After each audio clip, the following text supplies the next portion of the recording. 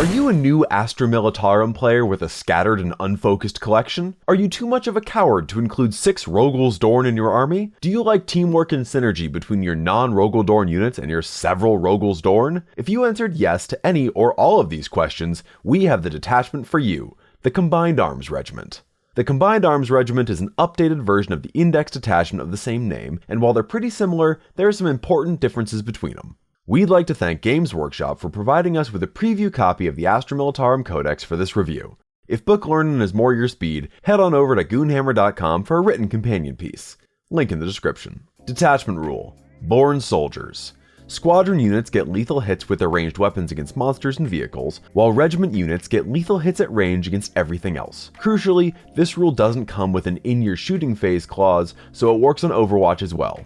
It's good on vehicles and infantry, and just a good, versatile rule to have.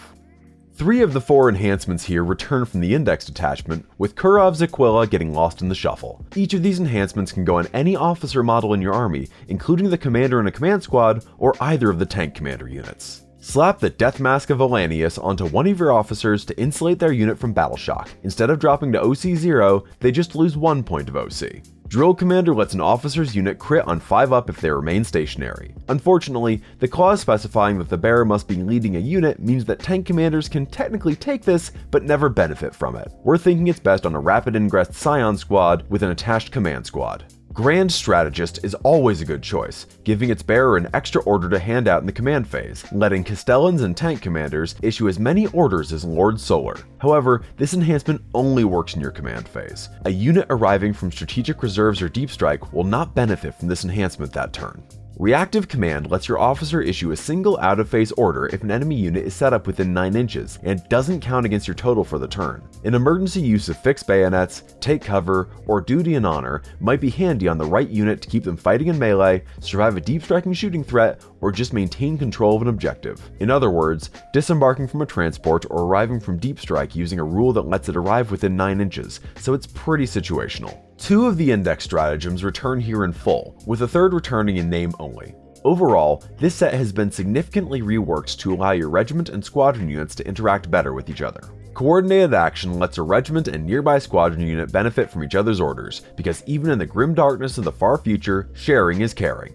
As written, this won't let you get 2 orders on each unit, but it will let you extend an existing order to an additional unit. Reinforcements puts a destroyed infantry regiment unit back in reserves. Unlike the previous version, this is limited to infantry, so no recycling your sentinels. It's expensive at 2 command points, but good for getting a new unit of scions or a big blob of guardsmen back into the fight. This is particularly demoralizing for the opponent when you use it in response to losing a unit in Overwatch, then just dump the same unit into reserves and bring it right back onto the table. Flexible Command is also expensive at 2 command points, but the effect is potent. Use it in your command phase to allow all of your officer units to issue orders to any unit, regardless of whether they're regiment or squadron units. The fact that this is army-wide is excellent, and it can make for a hell of a go turn. It also lets you play a bit more aggressively with your tank commanders early on, knowing you can fill in for them in a pinch. Fields of Fire changed from the Index version, dropping in price and shifting in power. The new version has you pick a regiment unit and a squadron unit from your army, then an enemy unit of your choice. Then, when either of your units shoots the enemy you chose, you get an extra point of AP.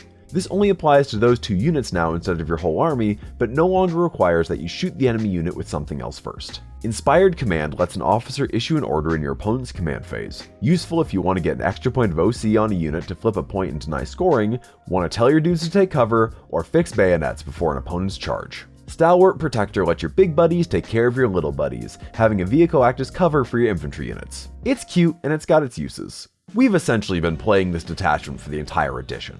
Most of what you're going to be doing here isn't going to change if you've been taking fairly balanced lists. This detachment offers a lot of flexibility in what you're bringing and how you play it on the table, which ought to allow you to have a fairly responsive game plan as you progress through your games. Combined Arms Regiment lists usually run a core of the army's most useful tanks, a mix of Dorns, Russes, and the occasional Hellhound, supported by some Sentinels and a large contingent of infantry, often run in Chimera transports. Because these lists still run a large number of infantry, they tend to be very good at scoring secondary objectives, using Kasrkin and Scions to perform actions, flip points, and soften up bigger targets for the tanks. The good news for Combined Arms players is that thanks to changes to the number of orders many units can issue, Lord Solar Leontis is no longer the absolute must-take he was, freeing you up to experiment with different command structures in your army. Now let's go over the strengths and weaknesses.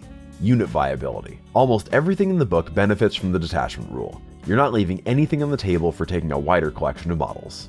Familiarity. It's brought forward from the index. If you're a guard player from earlier in the edition, you're going to feel right at home. You'll be able to refine your playstyle with this detachment faster and get those podium placings at tournaments because you already have reps with this. Flexibility. Grand Strategist, Reinforcements, Flexible Command, and Coordinated Action all give you flexibility with your order system and units. These all culminate in a way that allows you to react to what is happening mid-game on the spot and recover from bad situations in ways other detachments won't allow. On the downside, there's a lack of unit focus. Everything gets a bonus, but nothing is getting focused design space. Almost no individual unit in this book is going to perform better here than it would in another detachment. Stratagem interdependence. The stratagems in this detachment give bonuses to both infantry and vehicles. The issue is that if you don't have both units in position to capitalize on these stratagems, you're leaving combat power on the table. And the enhancements. Honestly, the only enhancement here worth taking most of the time is Grand Strategist. This isn't a departure from the index iteration, but it doesn't help that there weren't any new good options. This is the detachment most guard players should start with. It's the most generalist detachment offered by the book and likely remains one of the most competitive. Everything from the detachment rule to the stratagems focuses on making the disparate elements of your army work better together, and while it's familiar territory for existing guard players, it should fit like a comfy pair of Munitorum issued boots. If you'd like to read more about this bold new era for Astra Militarum or check out some sample army lists, head on over to goonhammer.com to learn more. You can also support us on Patreon to fund our writers' crippling Rogel Dorn habit. I've been Kadia McStanzalot, and I'll keep making these videos until the Commissar says I can stop. Thanks for watching.